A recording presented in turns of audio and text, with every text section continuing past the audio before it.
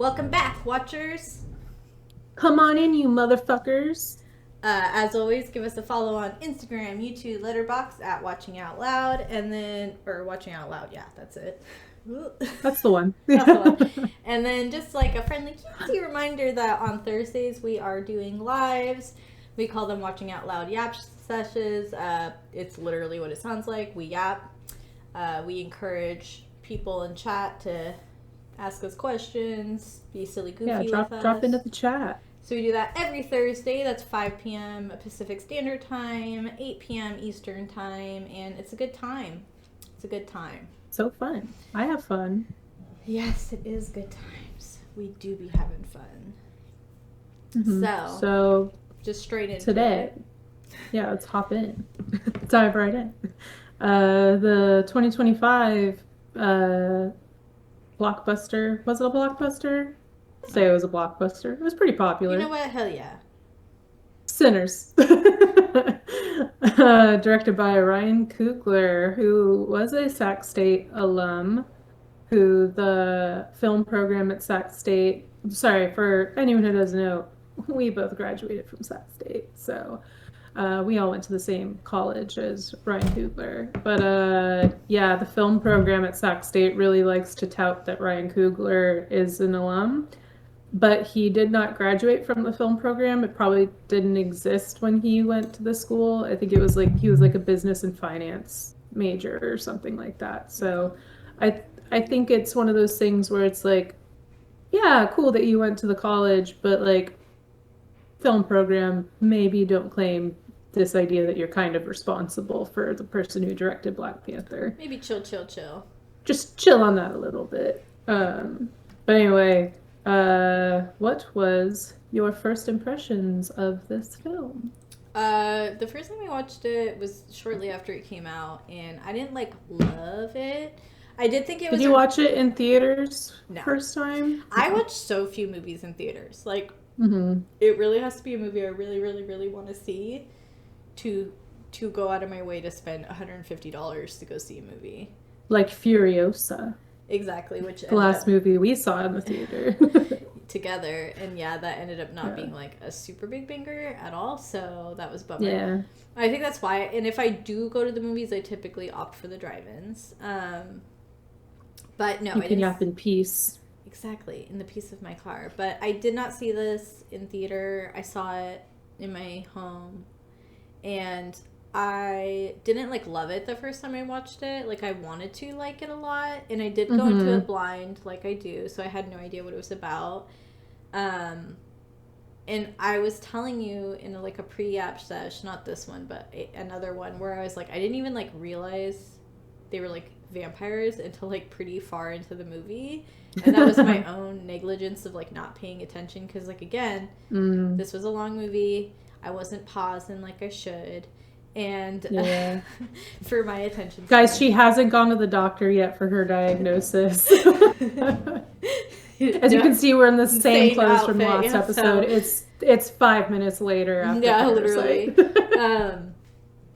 But the second time I watched it, I actually was like, oh, this is actually like a really good movie with a really interesting and unique like take on vampire lore. Yeah, absolutely. And just kind of like Christianity within the Black community, and then the existence of being a Black and Christianity and vampire lore. Yeah, that's true. And then just being a Black person in the South in the 20s, post World War I. It was just, it is a really good movie. It has a lot of really great things going for it. And I do, I kind of want to like formally apologize that the first time I didn't really like enjoy it. Because I think I gave it a Letterboxd review, and I gave it an okay review, but I kind of need to go back and redo it and give it a better review, because I think it deserves it. Look, guys, we can humble ourselves and admit when, not necessarily like it was wrong, just not 100% right. Not fully formed yet. Yeah. You were cooking. What about you? I saw it in theaters, I think opening weekend. Because, I think our first year living out in North Carolina, George and I were like, we don't know anybody and have nothing to do and don't know where to go. So we went to a lot of movies. I really loved when I discovered it was a vampire film. I was like, fuck, that's so cool. I was like, that's such a cool thing. Like, to not have any, like, I don't know. I don't think I had any idea that that's what it was going to be going into it. I mean, I guess in retrospect, you could piece that together with certain aspects of the previews, but I don't really think so. And, so I think that was a really good reveal, and again, yeah, just the take on vampire lore was so unique and interesting, and I think like especially the concepts of like, because I know there's so many different kinds of vampire lore. I'm not an expert on vampire lore, no matter how many vampires I have had crushes on throughout pop culture history. But I think this idea of like the hive mind and like the original vampire being like more or less this the like beacon for all the others um was such an interesting take on like appropriation. But then also this kind of obsession that Remick has with like connecting with his ancestors, specifically through Sammy's gifts, was a very interesting way to tie in like one, like all the similarities of cultural oppression between the Irish community and the Black community, but then also like I think almost like this idea of I think like Remick is trying to convince us throughout the film that like being a vampire is like the best option that you could have in a lot of ways, but clearly the thing that he's missing so much from his existence is his ability to connect to his past. Yeah. Like, it's this idea of like when you live so long and you now are so far from who you originally were in your original community that you probably really identify with. It's this idea of like kind of where's the comfort in that existence, I guess. Yeah. To get a little extra like meta and woo woo right at the top, I guess. It's bisexuality. That's the comfort you get in an existence. Like, I'm not gonna fuck. Right, I forgot. Yeah, I'm sorry. I'm just not gonna fuck with any vampire lore that doesn't have a little bit of bisexuality. It just makes sense. It's true. All vampires are bisexual. They have to be. They have to be. You can't be a vampire and not be bisexual. You're gonna tell me you're gonna live for 3,000 years as a not dabble? man vampire, and you're not gonna do some butt stuff with a man? Like, you're not gonna dabble in the butt stuff? That's crazy. Grow up. That's why so for real. True Blood's my favorite vampire lore, and I stand by that because Alexander Skarsgård went onto that show and he said, "Make it gayer." Yeah. And they never made it gay enough for him. So he now is doing this new movie. That's super duper gay. What is it called? It's not Pygmalion. That's something different. No, I know what you're talking about though. Someone's gonna Google Alexander, it. I'm Googling it. What's this movie you're in? Pillion. Mm-hmm. Yeah, which is, I mean, I'm gonna see it as Alexander Skarsgård. I love Skarsgård. He's such a little freak. He's a little weirdo. He's him in his little shorts on his day talk show interviews. So anyway, this isn't about Alexander Skarsgård. No, it's not. We digress. I picked like the most blonde, white, Nordic motherfucker too. Sorry, guys. Literally, digress. Like we're dealing with this like white vampire trying to appropriate Black culture. And we're like, but who's whiter? This 6'6" white giant. But anyway, I really appreciated. I wanted to bring up that you talked about kind of like the oppression within Black communities, Irish communities, and they even do a little bit of Native Americans in this film at the very beginning, which I mean, ultimately, white people's inability to trust people of color. Is what leads to all the events that go on in this film, because it really starts with Remick getting chased down by Native Americans who are I believe they were Choctaw.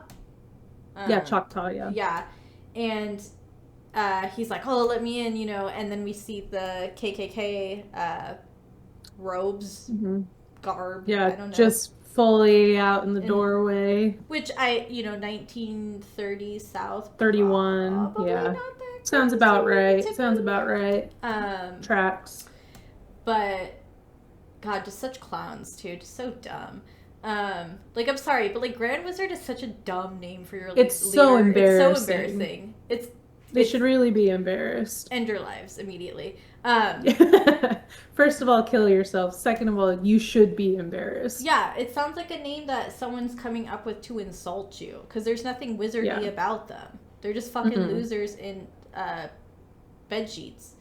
But anyway, I digress. So, they allow Remick in, and then immediately comes the two Choctaws who are hunting down Remick. And we can infer it's in part using their own cultural beliefs to understand what a vampire even is.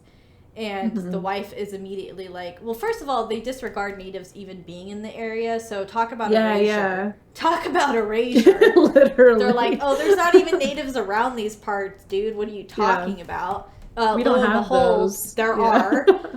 And, which I think could kind of be a nod at the actual absolute genocide of Native Americans that were still taking place well into the 1970s in the United States. Yep. And then they're basically like, hey, if you let this cracker in your house, give him the boot, because it's not going to look so good for y'all. And they're so fucking racist. There's no other way to put it. That they dismiss them, and I can't recall the quote, but they're basically like, "Good luck." Yeah, they're literally choosing the word off of a inexplicably sizzling white man. Literally, bro's bubbling like bacon in a pan. Yeah, and they're like, you know what? But your skin tone looks right. So yeah, beneath the boils, it looks right, and then beautiful, clean, their clothes, super, cut, tailored. Great hair.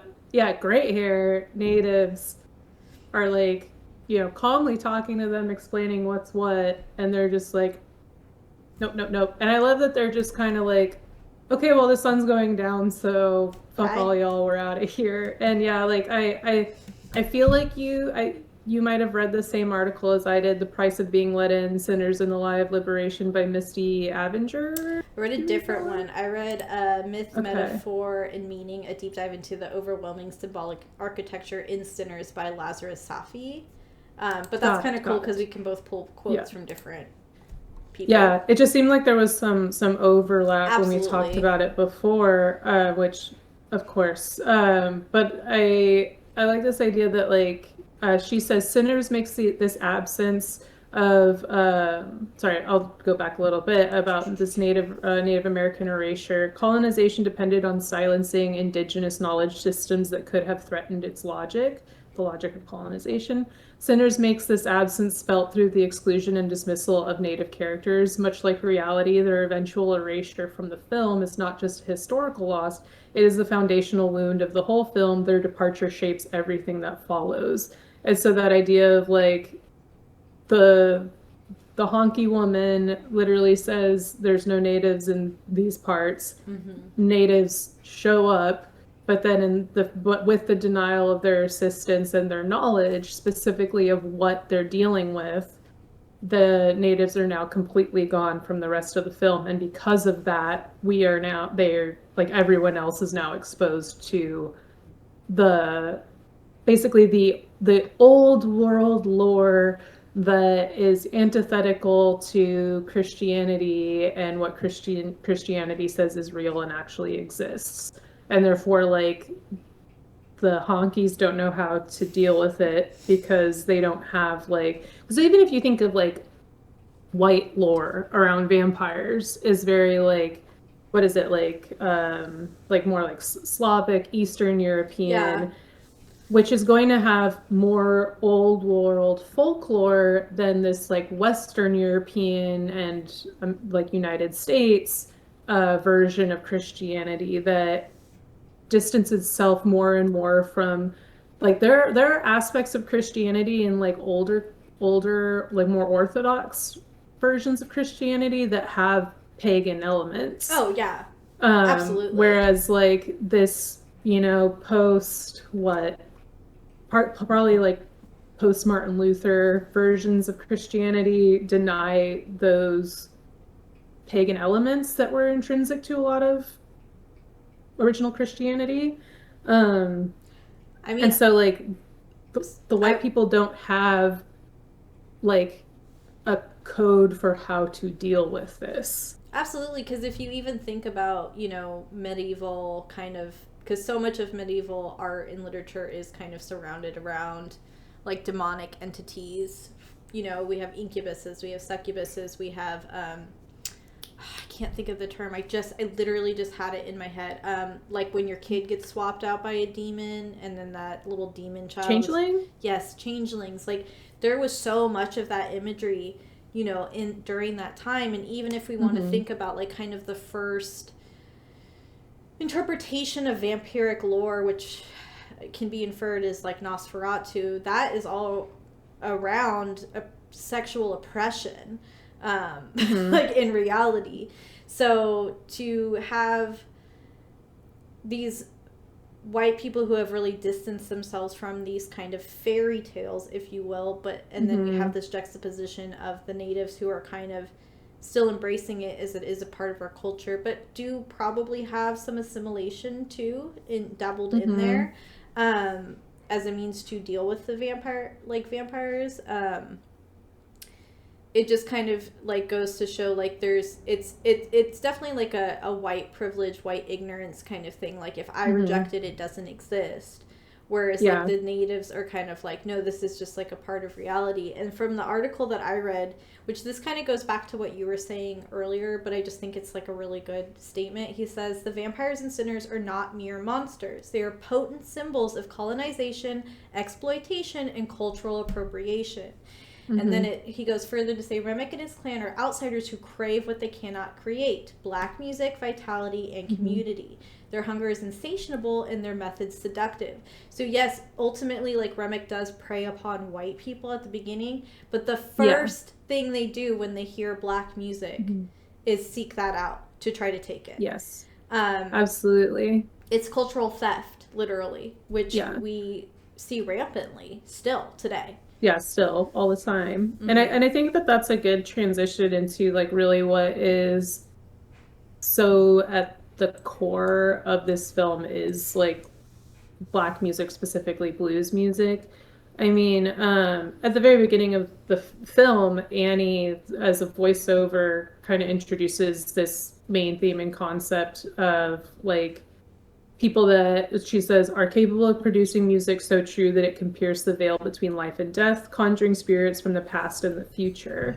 And kind of tying back into what we talked about this like overlap of oppression through colonization between like native tribes in Americas, the Irish in the British Isles, and then black people through slavery. But I think something that we see a lot through the film is kind of like this push and pull between like holding on to what would be considered like old world identity and then assimilation in so many different ways between like, the Christian church through Sammy's father, or like, the American like capitalist and kind of, I guess, like world power. I think like in this post-World War I time, America was becoming like a world power both through military and politics, but also through capitalism. And we see that with Smoke and Stack going to Chicago and trying to make, set themselves out with money and all that. But I think that something that we kind of talked about in a pre-Yap sesh was about this idea that this push and pull of having to kind of adapt and assimilate and compromise their identity. I think that through music in the film, specifically blues music, they're able to kind of claim, like Black people are able to claim it as their own, as not something that is kind of a compromise with white culture in a way. And I think it was so Delta Slim expresses the importance of blues music to the Black identity. And I think this ultimately explains why Sammy chooses to pursue music over everything else of all of the other like compromises that are offered to him. Delta Slim says, blues wasn't forced on us like that religion. Nah, son, we brought that with us from home. It's magic what we do. It's sacred and big. And that's really, I think the thing is that that's what Remick and the others are like so drawn to take for themselves. But it's just this, I think that's why it becomes this thing that is so important to be protected, and why like it's interesting that it's like fighting to protect Sammy. Like Smoke is fighting to protect Sammy because it's his, family and everything. But at the same time, it's this like vicious protectiveness over like this. It's like this one last thing, like fucking like let them just keep it, like let them have it, like don't take this this last thing that they have for themselves, that they have been able to like more or less protect, like creating a space for themselves in with the juke joint where they're able to express themselves and even experience that moment of like what Annie's talking about that like that piercing through the veil of past and future life and death and everything. So well, and I was gonna say with Annie, too, in that same way, Annie is transgressive as a character in a kind of similar fashion to the natives, where she does not practice Christianity.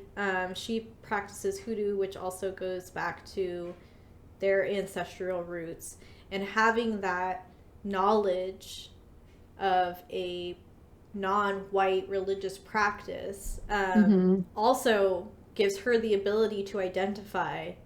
At first I think she kind of saw them as like ghouls or something, taints, little green guys, but she quickly realizes that they're actually dealing with vampires. And it's that knowledge of being outside of the white expectation and assimilation, really, that kind of, in a way, saves some people's lives. Unfortunately, not Annie's, but does save some people. And Annie is such a staple for her community and pillar for her community that even, it even affects, because, sorry, I'm going off the rails a little bit, but when, oh goodness, why can't I think of her name? The white passing girl. Mary. Once Mary's turned, as a result of her trying to use her passability to kind of see what's up with these whiteys, she's unfortunately turned, and then when she's kind of discovered, her response, because of that hive mind mentality, is like, we're gonna kill you all. But once Annie dies, she reacts, because that is someone she admires and loves. And there's this really great thing that's happening in the film where Remick's trying to kind of like seduce the people, our characters in the film, to become vampires. And he's, he is kind of inciting these realities of like being a Black American, and the lack of respect that they have, especially when we look at Smoke and Stacked, who are World War I veterans who were kind of told, fight for your country, and you'll be treated as an equal when you come back. And then the harsh reality, which also happened to Black Americans after World War II, is they did all this, they sacrificed their lives, they were given the worst of everything, worst planes, worst ammunitions, sent to front worst lines. Firearms put to front lines, and then came back and not even acknowledged as war heroes. I mean, I think some of them didn't even get a war hero like medals until Obama era of presidency, which is crazy because by that point most of them were probably already dead. Yeah. So Remick's kind of preying upon the politics and racism of the time. Yeah. And what's great is in this article he brings up this point that they do keep some vampire lore true to it, such as I'm sorry, the sun affecting them, but also that they cannot enter a home without permission. And he says vampires cannot enter the juke joint without being invited, highlighting the importance of boundaries and consent, which we see right out of the gate as soon as these white people come up out of the dark. They're like, hey, let us in. We got money. And they're like, no. And then one of them says, like, they're freaky. And then somebody else is like, yeah, white people at night are never, like, a good thing. Yeah.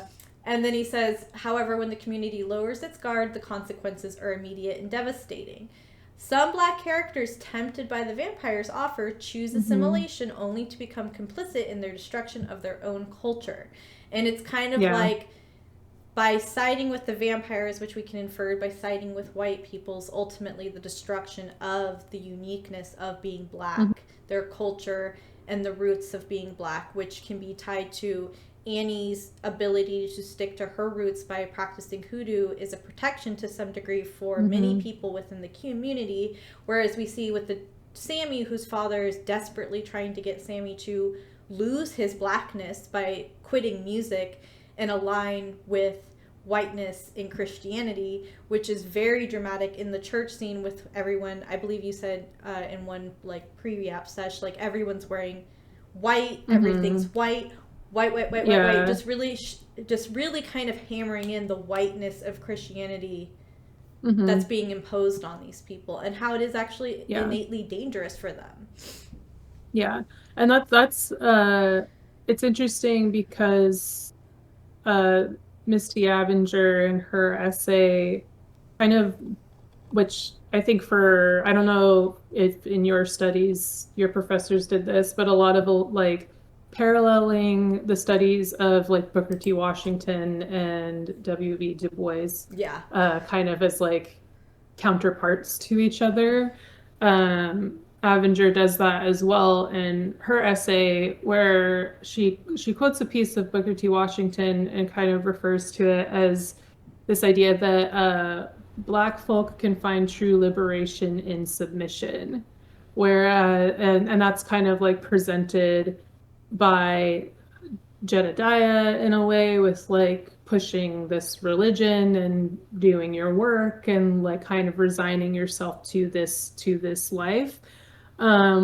Whereas I would say like what's Sammy and then I would say that Remick is also kind of he's trying to sell this idea that through becoming a vampire they will receive this level of freedom, but in actuality it is still submission, like because with him being the original vampire and therefore he's the master of the hive mind. But what Sammy is trying to find is this balance with this like kind of that whole idea of like the double consciousness of the Black identity that Du Bois really championed in his writing, and specifically with this idea of the church. I think Abinger pointed out Du Bois saying that the church is a double-edged sword, offering both sanctuary and subtle forms of social control. So the church does offer shelter and community, but it also reinforces this idea that submission is the ultimate path to salvation, which then I think like it's kind of interesting that the closest Sammy then gets to being like taken by Remick is when he's saying the Lord's Prayer and Remick starts reciting it with him, and Remick keeps dunking him under the water as if it's this like form of baptism. It's like, one, the irony of like Christianity is not protecting you from the vampire like it's supposed to. Like they don't crosses don't protect you, the Lord's Prayer doesn't protect you. The vampire's literally able to say the Recite Lord's it. Prayer Yeah. himself. Yeah, like, and even refers to how it's like he says, that Christians, oppressed his people, like wiped out his people too, but yet the Lord's Prayer still also brings him some sort of comfort. Yeah. Um, but then like it's this, so again, it's that kind of parallel of the church, like these rituals that Remick is kind of like ironically doing, but also mocking by saying the prayer and dunking Sammy, are being shown as this kind of submission, not even just like the theological way of submitting to God, but it's also he's using it to submit Sammy to him and the quote unquote salvation he's offering. But then the thing that ultimately saves Sammy is Smoke coming in and ramming the silver metal pick guard into Remick's head. So it's just Yeah. like again like saved, like The literally saved music. by the guitar. Yeah. Yeah. Yeah, and I wanted to, because the article that I read also kind of touched on this, and I think that you brought it up, but I kind of just want to expand on that. Traditionally in horror films, especially I would say in the last 15 years, especially with how much possessions of blah blah blahs have been Mm-hmm. in media, and like Conjuring, for example, the Conjuring movies, which Mm-hmm. Lorraine and whatever his name was were very religious people. Yeah. Um, Yeah. Typically in Western horror films, we find, and this even goes back as far as exorcism in the Mm-hmm. 70s, that Christianity is the savior. You hold the Yeah, cross, yeah. you say a prayer, and you fight off these evil entities. However, Mm-hmm. we see, so it could be argued it's like a universal weapon against bad. However, Mm-hmm. with sinners, that's not the case. It is not the Yeah. savior. It is not what ultimately is going to protect them. And, literally just kind of reiterating what you said, but what does protect them is community, their own Mm-hmm. practices, and a little violence. Um, but Just a we, kiss of violence. just a of it. So we can see that, and I'm quoting directly from the article, this fusion of, the film ultimately suggests that faith, when authentically and rooted in community, can be a force of Mm. resistance and healing, but it is not a magic bullet. So, like, just saying a prayer or just your beliefs alone is not going to save you.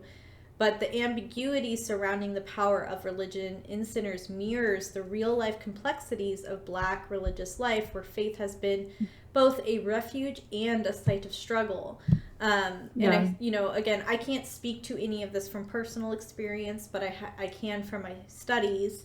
And, doubling down on what you said about Du Bois, is being a Black American, you have duality. Mm-hmm. You're not just American, you're Black.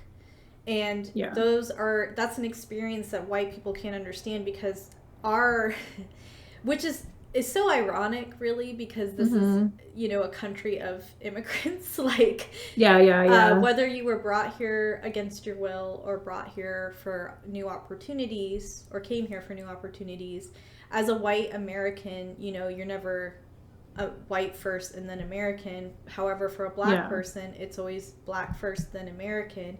And that could go as Mm-hmm. far as we could see with the other characters as well.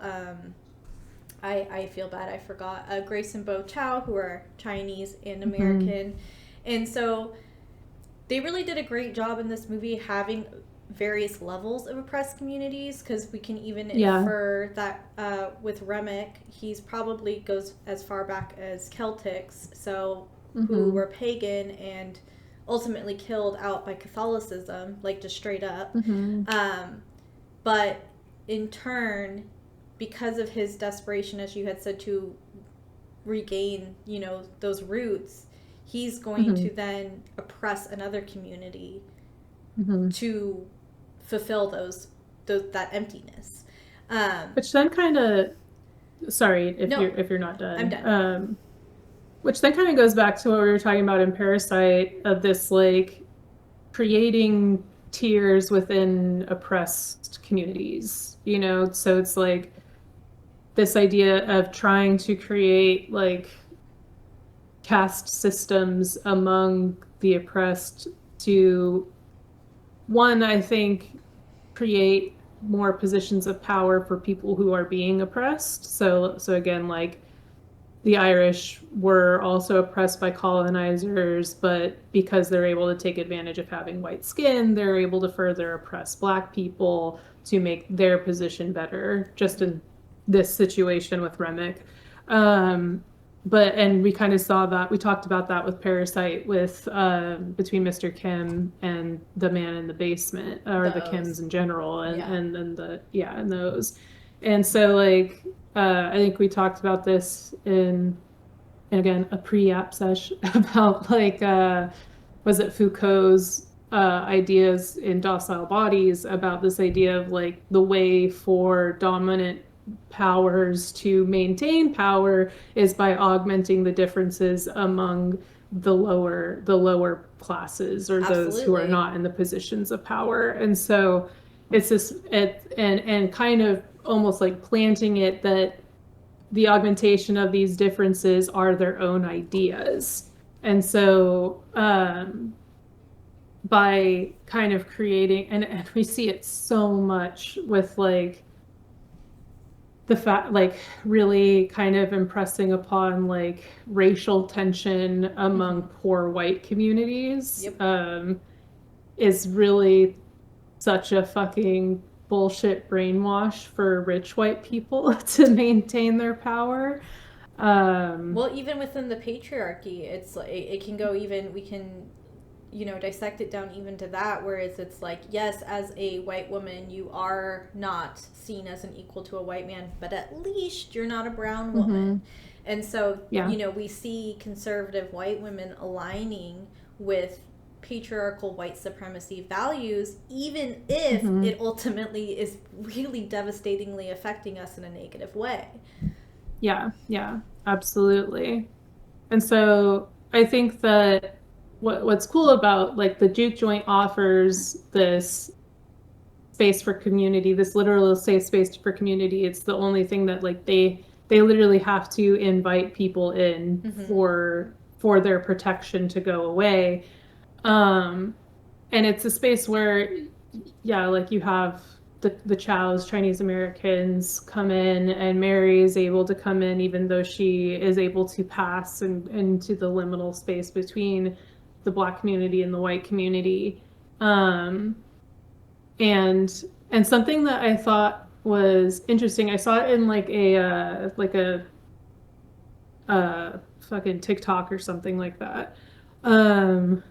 Talking about specifically between Smoke and Stack, about how Smoke always kept Stack safe, and in their final encounter, he says, Smoke apologizes, saying I'm sorry I couldn't keep you safe, and Stack says like, it's okay, you always did. And then this person pointed out that the next morning, like, so we don't see what happens to Stack after that. Until we cut into the 90s. But then I just didn't put this together. Maybe it was more obvious, but until I saw the video where the next morning when the KKK comes, they're noticing that the doors are locked. And Smoke doesn't come out, firing from the juke joint. He comes out from like the woods and stuff, and he dies outside. But what this person was pointing out, that it is likely that Smoke created a space for Stack and Mary safely, or at least Stack safely in the juke joint to wait out the sun. And so it's like with Smoke's literal last act, he was protecting his brother, and again, the juke joint becomes this space that is literally like almost like it's like a sacred space in that way, that it is ultimately the place of ultimate protection for them. That's so true. And it's kind of like reclaiming a space too that like ancestrally was so negative for Mm-hmm. the black community, because I believe they mentioned in the film it was like a place like where slave trade happened or something like that, and maybe we need to cut this if I'm not right, but Yeah. the There's something about, yeah. the Sorry, environment go of ahead. the film itself, set in the South during the time in which it was set, you know, they're carving out their own safe space in a place Mm-hmm. that there isn't really any for them. And you could, Yeah, yeah. as you were saying with like the church, it's like that's kind of like a forced upon safe space for black people, Mm-hmm. whereas Stack and Smoke are making their own. And Yeah. I actually didn't even consider that he was protecting his brother and probably Mary, because Mary was their family. They did love Mary, Yeah, yeah. which is why, in many ways, they forced her to marry a white guy, was to kind of give Mm-hmm. her opportunities that, you know, Mary's desperately trying, we didn't talk too much about it, but Mary's desperately trying to find her place in the world, and I think she wants to be Mm-hmm. part of the black community, but by being white passing, she's not recognizing the privileges that grants her. Yeah, Um, yeah. and ultimately, that passability is her ultimate demise in causing her to become a vampire. So Mm-hmm. it's like, it's kind of like a double-edged sword. By being in this liminal space and coming in and out, it ultimately harms her more than it benefits her. Mm-hmm. I don't know what the fix of that would be. Like, if Mary just, Mm-hmm. I think for Mary, her truth would probably just be living with the man she loved, and living that Yeah, reality. yeah. But they're trying to impose on her, like, no, like, you don't understand Yeah. the privilege that you get Yeah. by being a white passing woman. It's like leaps and Yeah. bounds from what we have.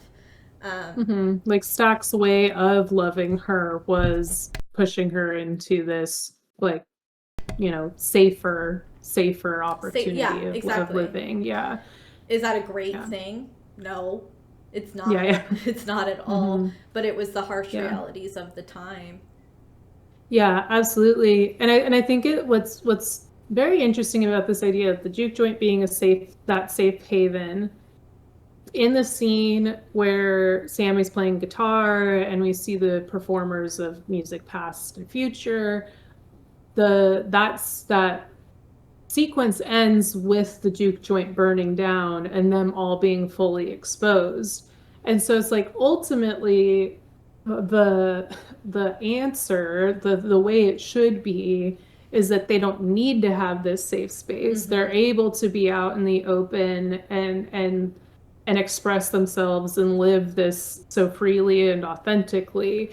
But then we see with this ideal of like almost this like ascended ideal of how things should be, that's when they are now exposed to Remick and all the other bullshit that he symbolizes and stuff. So it's just, I think that the film is so good about showing all the all the fucked up problems of America, specifically in this time that was like so awful, but Mm-hmm. then also we are so clearly able to identify the things in our own society that are like this. Like you could even think about like uh Childish Gambino's This Is America video that came out. God, I don't even know how long ago that was now.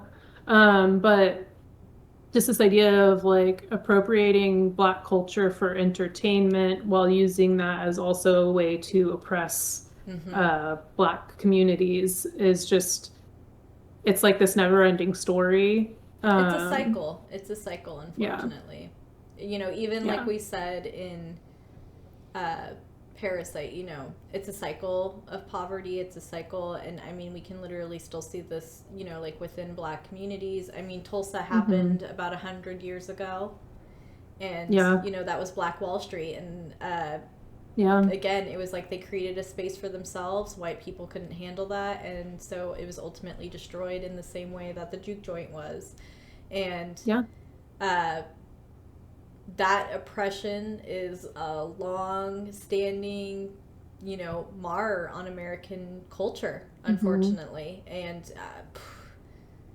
you know, I don't know if in our lifetime it's going to if we're going to be far enough removed from it, unfortunately.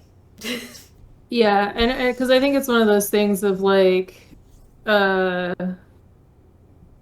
you have to name it like before you can really like heal from it or recover from it. Like it's just not. America hasn't. I mean, people talk about this all the time about how I say people talk about this all the time, but it's probably just people that we interact with. There's a whole like group of people that just don't know about this shit, obviously.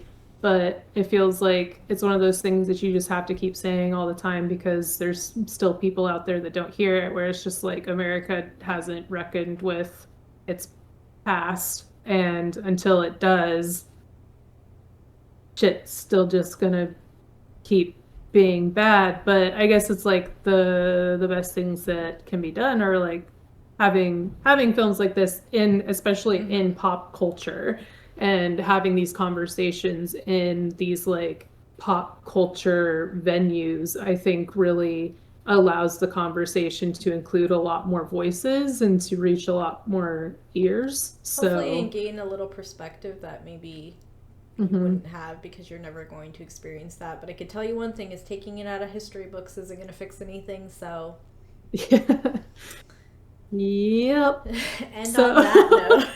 On that note, I think what we'll do, especially for this episode, because I read a few articles, I'm sure you did. There's a lot of resources out there that we kind of just like touched on a little bit, so maybe we can just flood the notes of this episode. I mean, I really only ended up using one article, so yeah. But I think like we referenced like Du Bois and True.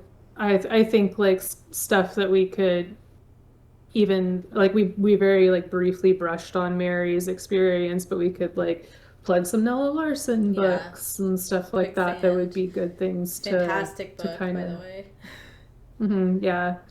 So yeah, that's Sinners. That's Sinners. Good film. Check it out. And until then, watch out. As our spirits are one, so too shall be our flesh. You are mine. Bye. Bye.